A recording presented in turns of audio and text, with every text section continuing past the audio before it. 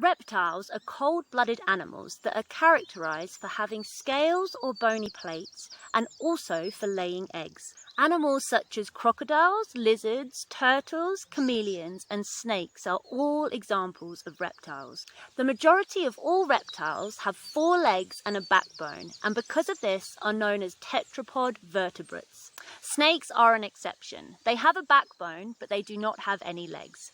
Because most reptiles are cold-blooded, they cannot control their body temperatures, so have to bask or lie in sunlight to warm up. Reptiles are found on every continent on the planet, except for Antarctica. Because reptiles don't need energy to keep their bodies warm themselves, they require less food. Some snakes only eat once or twice a year. Reptiles are very ancient animals and are thought to have been on this planet for over 300 million years. The biggest reptile on the planet is the saltwater crocodile, which can weigh up to 900 kilograms.